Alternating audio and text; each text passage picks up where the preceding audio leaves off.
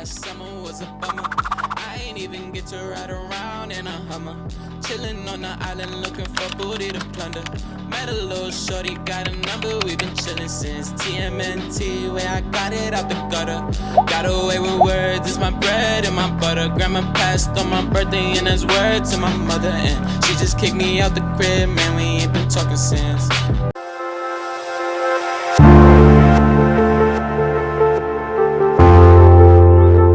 May is, I believe, Mental Health Awareness Month, and I just want to talk about like what I have been dealing with in the past since I was 15 and how I got there basically, and what I was diagnosed with, and my experiences with being addicted to my prescription drugs. And yeah, my channel name is Takia the Borderline. My name is Takia, and borderline stands for what I was diagnosed with. So I was diagnosed with borderline personality disorder, BPD. No, it is not bipolar disorder. Please don't get that confused, because a lot of people be thinking I'm bipolar and I'm not. There's a difference. Look it up if you need to know the difference. I have a personality disorder, not a mood disorder. So a short like little phrase for borderline personality disorder is like, it's called like an exposed nerve ending, because that's kind of how I be feeling all the time, like mad sensitive, and just everything used to trigger me.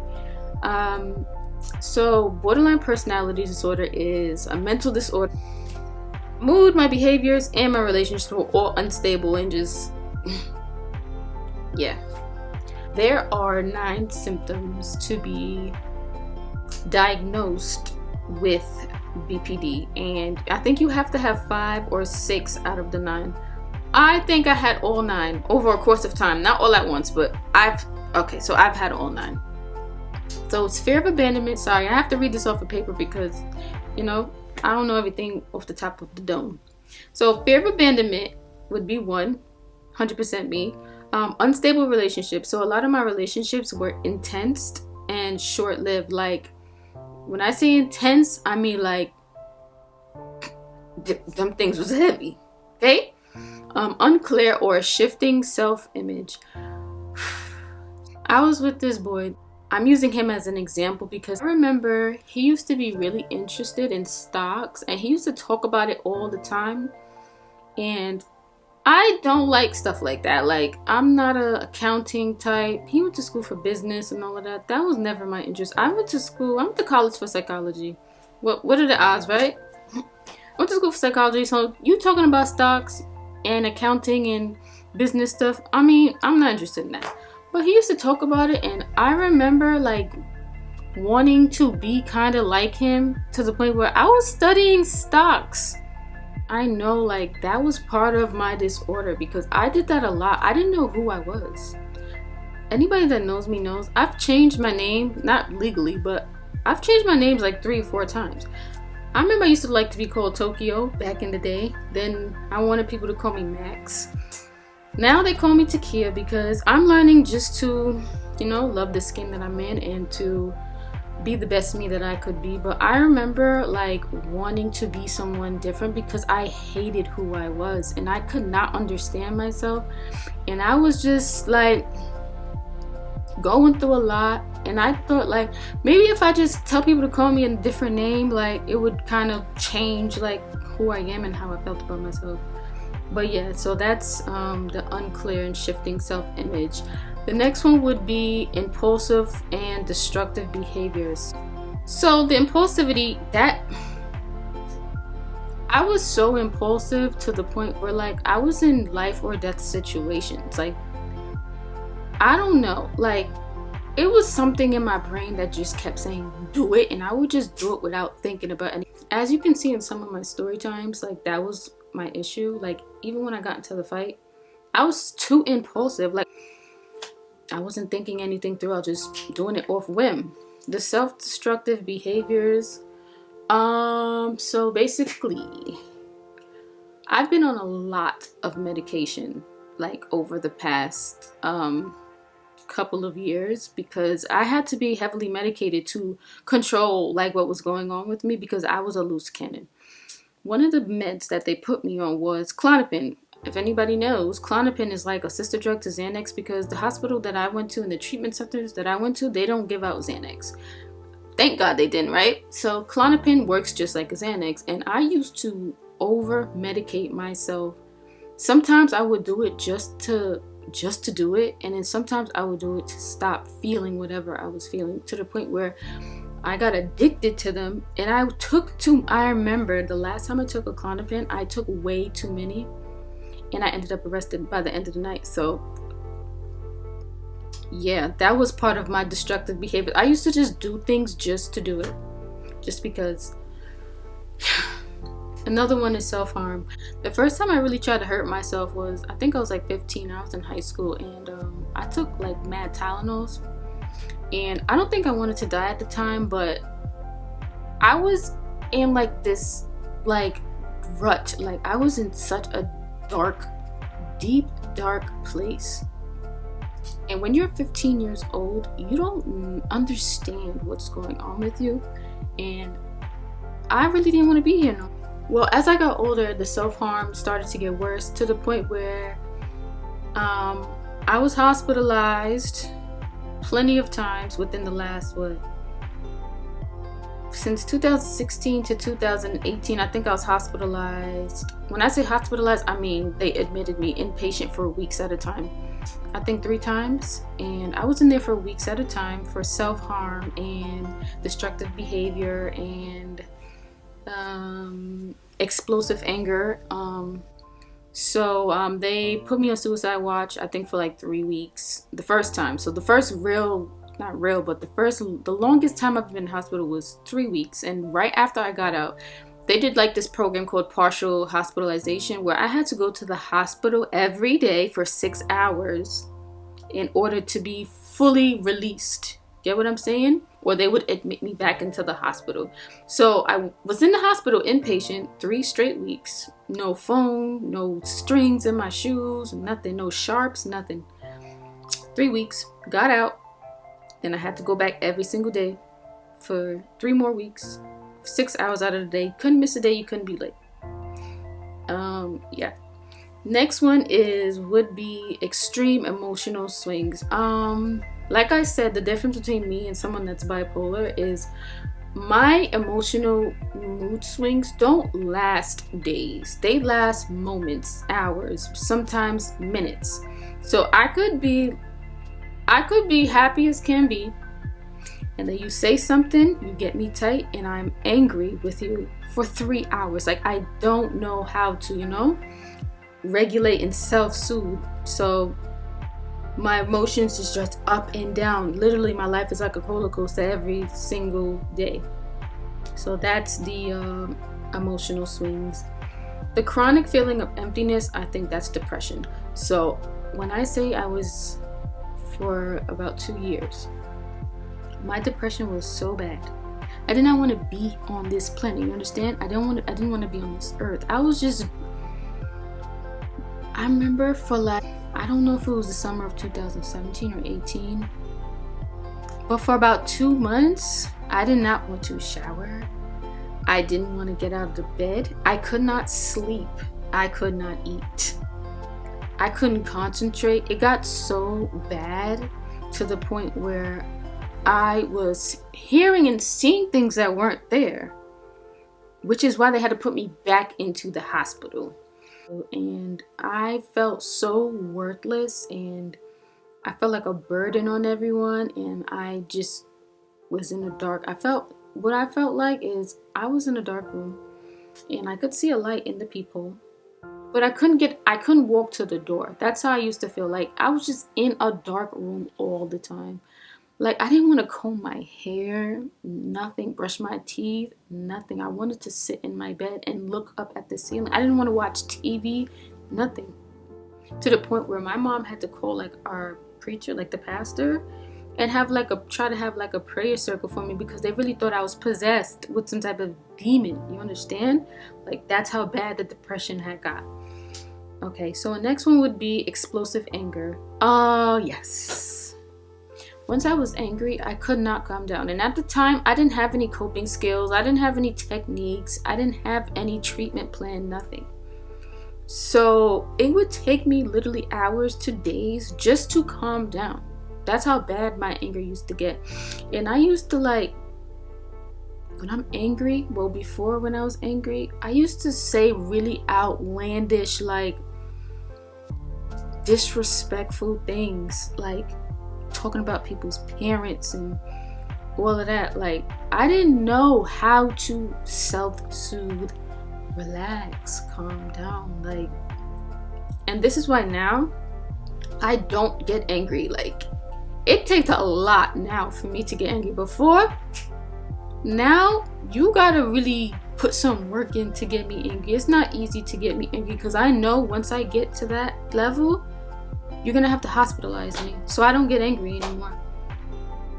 So with me, like, small things would trigger me and I would have like intense reactions, like intense, like inappropriate, like my reaction wouldn't even fit the situation. And after, I would just feel so guilty and ashamed, but then I would act that way again.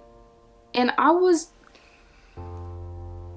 overall, before I got help and got better, I was in a painful cycle. Like, it was so exhausting to be myself. I did not want to be here anymore. Like, I used to pray to God that he would, bro, let me get hit by a truck. Bro, let somebody just hit me with their car. Like, I used to like put myself in situations that were life and death because I did not want to be here. I remember I had gotten to a real bad car accident and the car got totaled. And then when it was over, I was angry because I'm like, why didn't God just take me then? That would have been the perfect way to go in my head at the time. And I used to really tell myself, like, I'm not worth being on this planet. I don't want to be on this earth. Like, it's too exhausting. I don't want to deal with it no more. I don't even think I wanted to die, really. I just wanted pain to stop. So the treatment that I got, it took time. Like, I just didn't get better overnight, right? So, right after I got diagnosed, they put me on meds. Of course, when you're in the hospital, in order to get discharged, they have to put you on meds.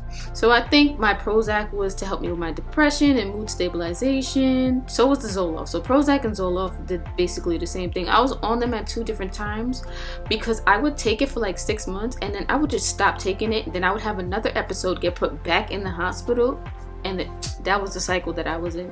So I would take it, stop out of nowhere. Then my brain would be fried. Then I would do something to get put back in the hospital. They'll put me on more drugs. Then I'll stop And the thing about these psych medications are, if you stop taking them without being weaned, it does the reversed effect. It puts you in a really deep depression, or it makes you do outlandish things. And then after the meds kind of messed me up too, because then they started to make me paranoid. So not only was I on 2 antidepressants, then they put me on Risperidone, which was to help with my paranoia. I was so paranoid to the point where I didn't want to go outside. Like, I was scared to go outside because I felt like someone was going to, I guess, attack me. I guess I don't know what I thought. I didn't want to go outside much. I remember being paranoid in the hospital. I used to think that people were talking about me and they weren't even paying me no mind. Like, people that I don't even know. I used to think that they were talking about me. So they upped my dose on the Risperidone to help me with the paranoia. I was on Ativan at first for anxiety, but I abused it. Then they thought it was a good idea that I take Klonopin because my anxiety was so bad to the point where, like, if I was anxious, like, I couldn't think. I couldn't walk, I couldn't see, nothing. That's how bad my anxiety got. So they put me on Klonopin, and then the Klonopin got addicting. I think a Klonopin is a benzo. It got so addicting to the point where when I stopped taking it, because I got into a really bad situation because I was high off of Klonopin one day, and that was the day they arrested me. Instead of taking me to jail, they put me in the hospital, and I had a psychiatric breakdown. Like, I was a completely different person. I was like a rabid dog running through the hospital, getting what is it called, restraint by doctors, and they had to shoot me in the hip with that IM shot, the thing that knocks you out. I was knocked out for like 2 days. When I woke up, I didn't even know how I got to the hospital.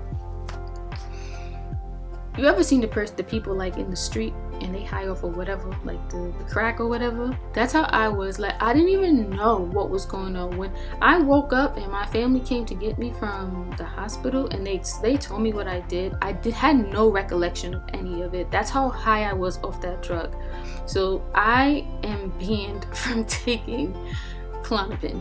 I was also put on trazodone. So because of my depression and my anxiety caused insomnia, so they put me on this heavy med called trazodone. It's a sleeping pill, and it would knock you out for about 8 hours. I took it so much to the point where it stopped working, so I tried to up my own dose without telling the doctor, and it did a reverse effect, which made me more depressed as well, and it messed up with my mind, and that also made me more paranoid. And yeah, so they took me off of that too. And then I had so many problems sleeping. Like, I couldn't sleep after that because that was the only thing putting me to sleep. So they tried to put me on Benadryl to help me sleep. It didn't work. And then they told me to take Benadryl and melatonin, but none of that worked. None of that worked for me. So I was in a rut.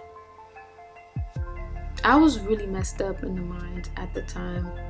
So I was in these treatment programs. So I took DBT classes, DBT lessons, whatever.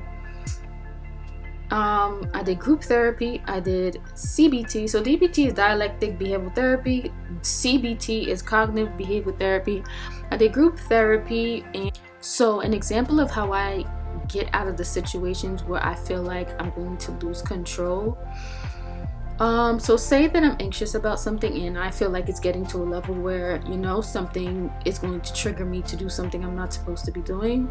I would go lock myself in the bathroom and run cold water on my hands. So that's just like me switching the focus, like switching my senses to something else. So run really cold water on your hands, or I'll eat ice. If anybody knows me, I'm always eating ice. Always. It helps me with my anxiety. It's not good for my teeth, but it helps me with my anxiety. What I do now to cope, I'm telling you guys, please, it's free. All you have to do is look up online what to do. Practice mindfulness. I call it out. Whatever I'm going through, I like to call it out now. So if I'm angry, I admit it. I'm angry. This is my emotion right now. And I let it run through me, let it run its course. And I don't let the course run me. You get it? I also think about, why did this person say this to me?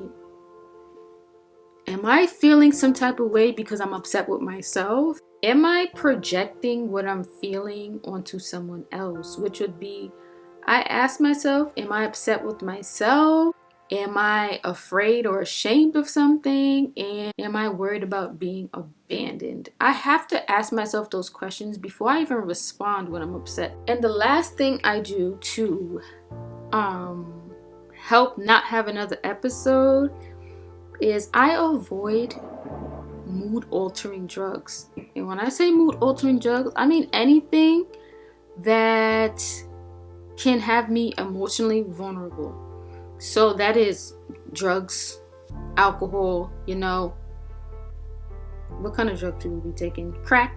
I mean, I don't take crack, but I don't smoke, I don't drink. If you ever see me drinking, it's very minimal, maybe a little thing of Patron mixed with pineapple juice. That's about it. You never see me heavily drink, and you'll never see me do no drugs, because that stuff opens up portals in your mind. I'm telling you, it does. And it takes you places that your regular self would not go. And what I've learned over this time, from 2016/17 to now, although death is inevitable, it is not reversible. And thank God I learned that sooner than later. You can't reverse dying. You can't come back after that. So I'm glad I got the help that I did.